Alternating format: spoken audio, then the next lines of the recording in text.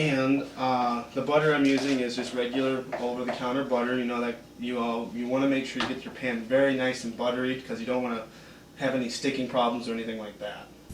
Okay, Norm. So what are you doing here? Well, Jordan, I'm starting to brown up my potatoes here a little bit, and I'm sautéing them in a little bit of butter here.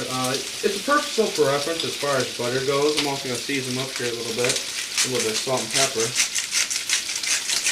Salt and pepper are some of your basics for seasoning, and it just enhances a lot of flavor. I like to use a little bit more pepper than salt, again, for the health. And also, I'm starting to cook up our bacon here a little bit, because it's just one of those things that go really nice with a dish for an omelet or something like that. Good breakfast. Good breakfast meat. And you got to be careful with bacon here. As you can see already, it's starting to get really brown. It's a personal preference as far as how you want it done. I prefer mine a little bit more on the medium to lighter done side, so this would be perfect enough. Now you always want to take in consideration a couple seconds earlier as far as your baking, because it will get crispier as the air gets to it and you stop cooking it. And for the potatoes, you want to brown these up really nice. You don't have to get them completely done, because as far as it goes, potatoes are almost like they're almost just like a steak. You can make them a little bit lesser done. It's just a personal preference. If you like yours really crispy, it's going to take a little bit longer. Not as much butter, so you get more heat with the pan. I see. And also, after we get the potatoes done here, I'm going to start doing our omelet in this pan, actually. Because you get a little bit of the grease and starch from the potatoes to kind of make it nice and slick. Nice slick pan. Can I add some more bacon in there? Oh yeah, bacon's always the greatest thing in the world, don't you know? Oh yeah. Especially for a guy like me and you, right? Oh yeah. Well, like I said, as you can tell right here, you gotta be careful with your bacon. That's gonna turn it down just a hair here. Because your bacon will cook fast, and if you're not paying attention to it, which a lot of people don't, you can start grease fires, you can start,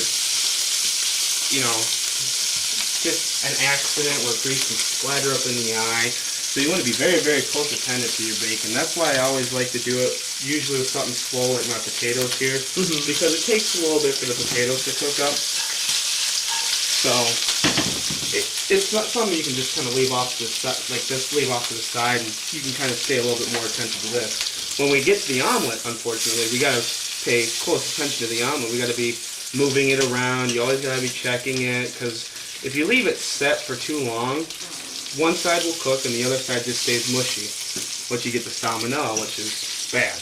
Yeah. And so I always like to try to get my bacon done first, because, also, if you want to add some in the omelet, add some in the omelet.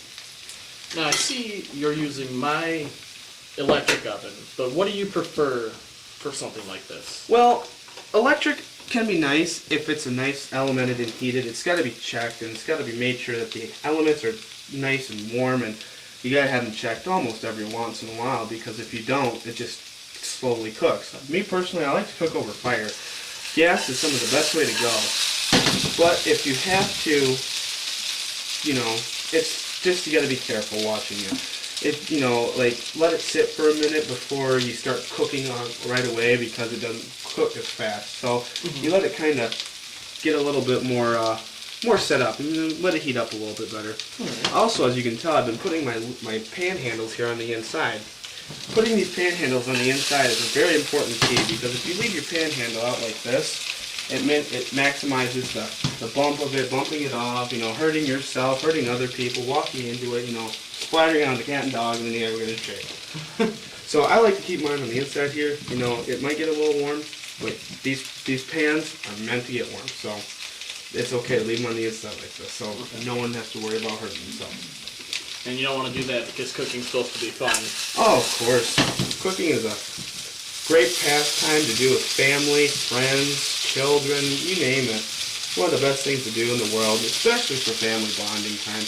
Me personally, living in a house with 5 or 6 or 20 other people, at one time or another, I like to use cooking, me, my dad, my brothers, my sister, my mom, we all get in the kitchen. We just have a good old time. You know, we laugh and we have fun, and you know, not to mention it makes it go by a heck of a lot faster. Yeah. So not one person's doing it. And it's a great thing to do with family and friends. You know, like I said, it's great interactive time. You know, to sit here and be able to chit chat and make a great meal and enjoy it. So now, as you can see, all right.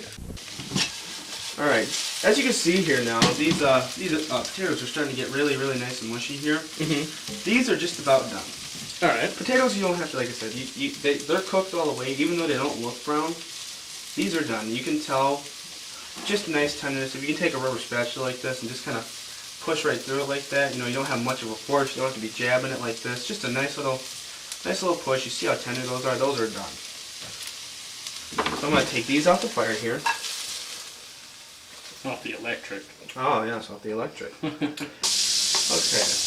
As you can see here, Jordan, we mixed up, we're going to have 3 eggs mixed up with a little bit of milk. You don't need a whole lot. The milk kind of makes the eggs a little bit more fluffier when you mix it in with the egg yolks. And as you can see, we already preheated our pan here with a very nice amount of butter in there. You want a nice amount of butter in there because it's just sometimes it sticks even though you have so much in there. Also, another key thing about an omelet pan, this one's a little too big for it, but it will work pretty good. You want to have that slant like that because you can get your spatula in there very nice and easy, and the flip will be just much easier. Flipping for expert cooks only, please.